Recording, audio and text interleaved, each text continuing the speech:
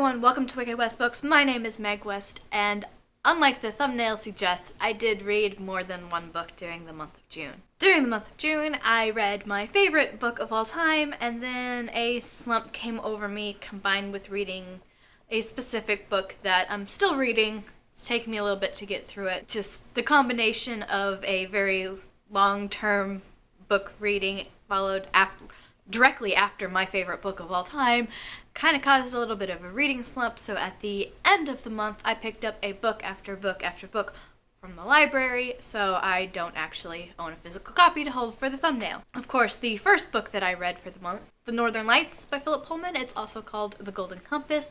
I decided I wanted to read the UK edition that I just got last year because it's the UK edition and it's absolutely gorgeous and shiny and so blue, and my favorite book of all time, in which Lyra sets off an adventure across the globe going north to find her friend who got kidnapped by kidnappers who've been kidnapping children all over the world, and rescue him, and also bring something to her father who is in the north being held by polar bears. It's a really, really fun book that's not for everyone.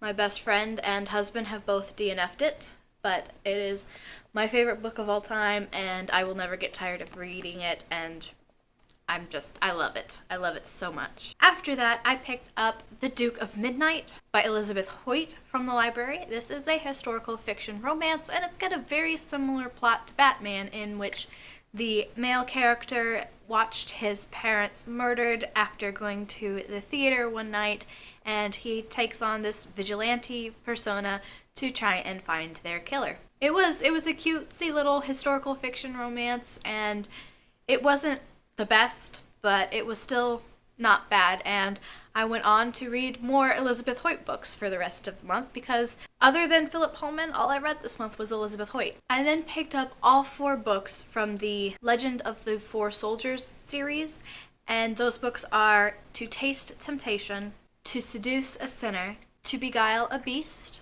and To Desire a Devil. And each of these just kind of follows 4 women who know each other and 4 soldiers who actually survived a massacre at the war.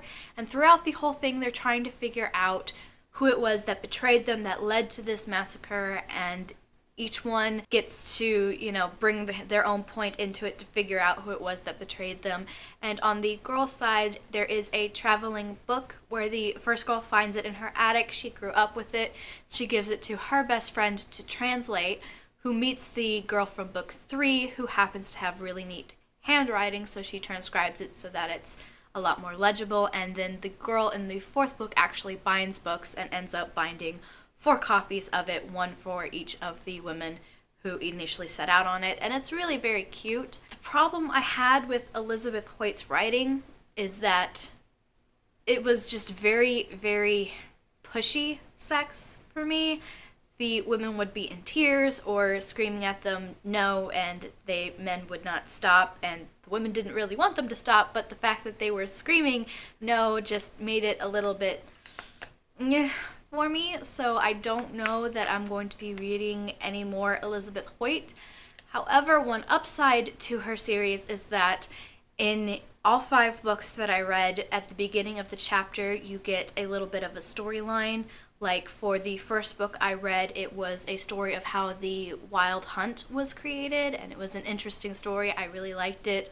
There was one where the guy had to tell the truth, and that caused him to get cursed by a wizard, and then to get rescued by the princess he had just rescued.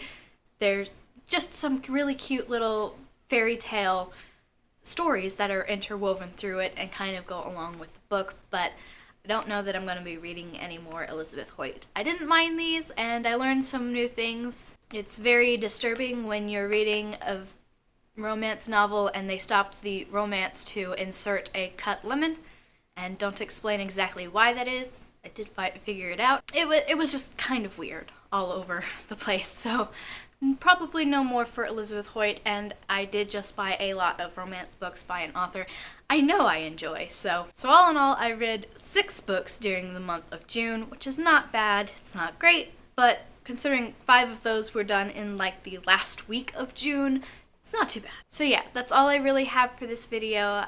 If you have any questions or comments about the books, I'd love to hear about it down below.